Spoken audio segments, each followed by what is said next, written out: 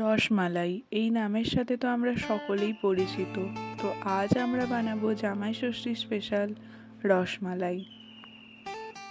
নমস্কার সকলকে, পার্বতী রান্নাঘরে আপনাদের সকলকে স্বাগত।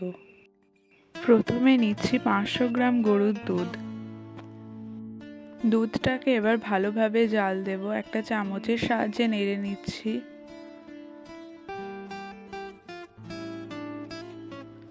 দুধ আমাদের জাল দেওয়া হয়ে গেছে এবং দুধটা ফুটেও এসেছে।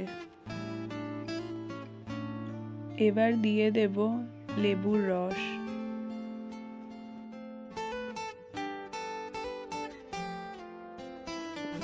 এবার দুধটাকে আমরা নাড়তে থাকবো এবং ছানা কেটে নেব।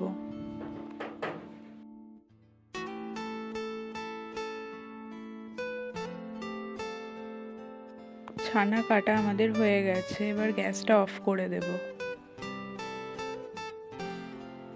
এবার ছানাটাকে ছেঁকে নেব। প্রথমে ছাঁকনির উপরে একটা কাপড় বসাবো, দিয়ে ছানাটাকে আমরা ভালোভাবে ছেঁকে নেব।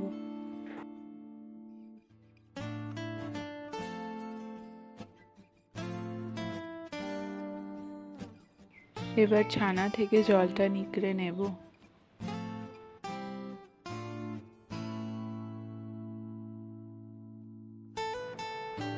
এবার কাপড়টা ভালো করে বেঁধে নেব এবং 2 ঘন্টার মতো তার উপর ভারী কিছু একটা চাপিয়ে রাখবো, যাতে ছানা থেকে সম্পূর্ণ জলটা বেরিয়ে যায়।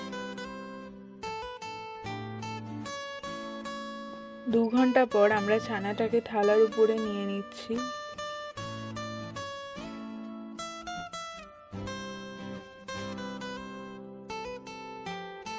এবার ছানাটাকে হাতের সাহায্যে ভালোভাবে মিহি করে মেখে নেব।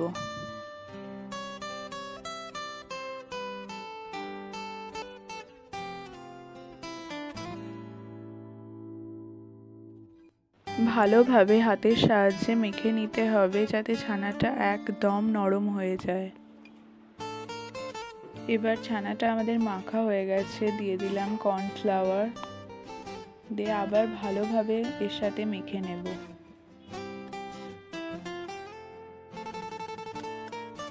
ছানা মাখা একদম কমপ্লিট। এবার ছোট ছোট বল বানিয়ে নেব।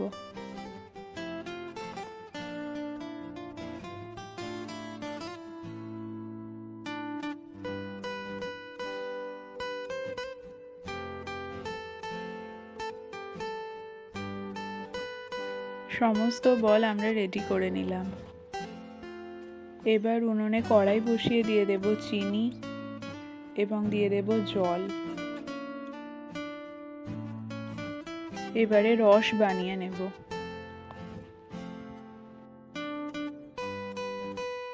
রস বানানো আমাদের কমপ্লিট। এবার একে একে সমস্ত ছানার বলগুলো দিয়ে দেব। ছানার বলগুলো সব রসের মধ্যে দেওয়ার পর ঢাকা দিয়ে 25 মিনিটের মতো আমরা ফুটিয়ে নেব। 25 মিনিট ফোটানোর পর দেখুন ছানার বলগুলো কিন্তু একদম ফুলে উঠেছে এবং নরম হয়ে গেছে। এবার আমরা একটা পাত্রে এটিকে ঢেলে রাখবো এবং ঠান্ডা করে নেব। এদিকে অন্য একটা কড়াইয়ে দিয়ে দেব দুধ এবং তার সাথে দিয়ে দেব গুঁড়ো দুধ।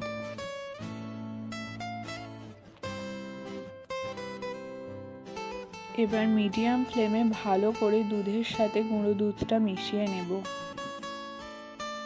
এবং দুধটাকে আমরা জাল দিয়ে কিছুটা ঘনত্ব কমিয়ে আনব।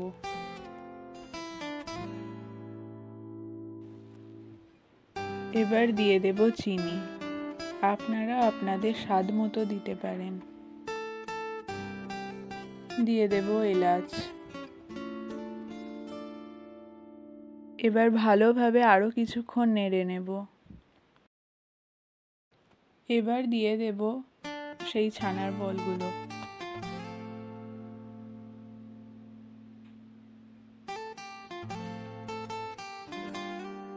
ভালোভাবে খুন্তির সাহায্যে নেড়ে দেব। এরপর 3 থেকে 4 মিনিটের মতো ফুটিয়ে নিলেই রেডি আমাদের রসমালাই। আমার এই রসমালাইয়ের রেসিপিটি আপনাদের কেমন লাগলো কমেন্ট করে জানাতে ভুলবেন না। লাইক, শেয়ার, সাবস্ক্রাইব করে বেল আইকনটা প্রেস করে পাশে থাকবেন। ধন্যবাদ।